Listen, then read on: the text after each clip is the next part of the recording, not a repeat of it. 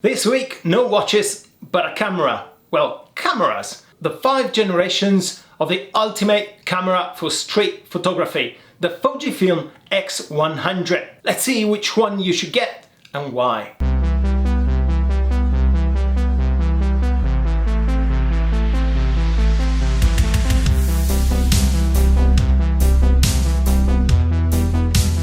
Hello, I'm Jack. Welcome to a new episode. But before talking about the X100, let me remind you to put a like to this video, subscribe to my channel and hit the bell icon to stay up to date with my latest releases. Quick wrist watch check. I'm wearing my Rolex Explorer 1. You can have a glance at this beauty here. I put a link up here to my 9 watch collection video. So this week into the limelight we have the lineup of the 5 models of the generation of the most beloved camera I had ever had, the Fuji X100. Why? Because of 3 main points. Style. It's a really handsome camera. It's a bit Leica-esque. It reminds of the cameras from the 70s, and nobody will know in the street that you are shooting it with a digital camera. So, second point, it's simple. Less is more. Again, a bit Leica-esque. Third point, the Fuji X-Trans sensor. You shoot JPEGs, you can completely forget about shooting in RAWs. I never liked it. I hated it because when you spend more time in front of your computer adjusting pictures more than spending time in the street actually taking pictures, that's wrong. It's sexy, it's simple, and the pictures are just amazing, which is the main goal of photography, right?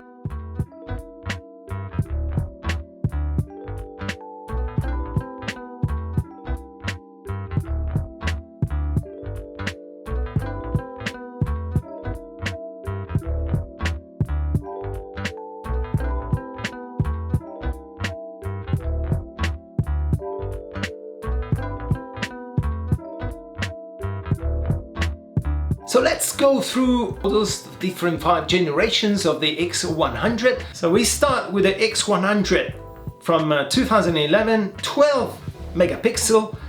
Then 2 years later, the X100S, same as the first edition, but a huge bump up to from 12 megapixel to 16 megapixel.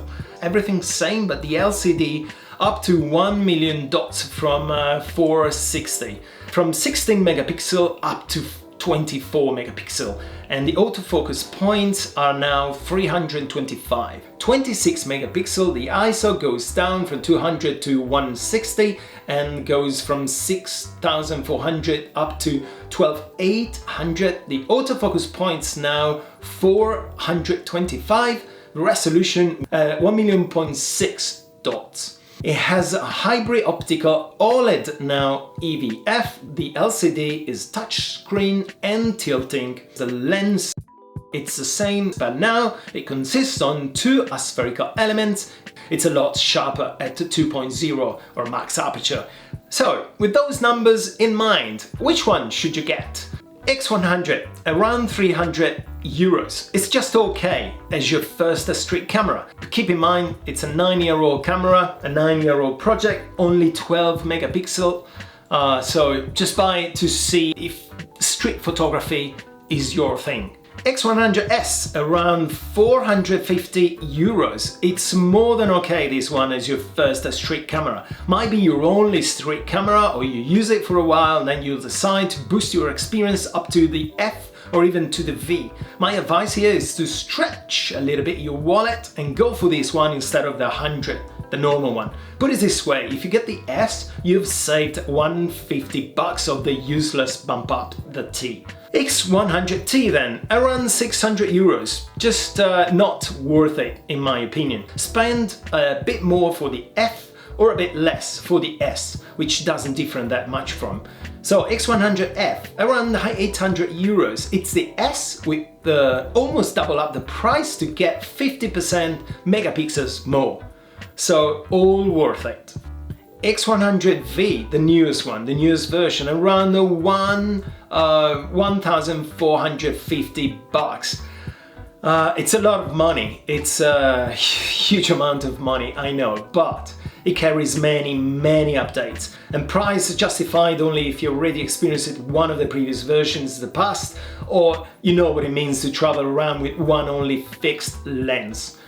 So you're already into street photography, but its price is almost twice as much as the F. I'd still go for this one if you want to have the user experience of the Leica Q2, let's say, but you don't want to spend 3 times more. So what do you think of the Fuji X100? Which version suits you best? Or what do you think you're gonna get in the next future? Or which version you like and why? Let me know everything down in the comments below. E arrivederci, alla prossima, ciao!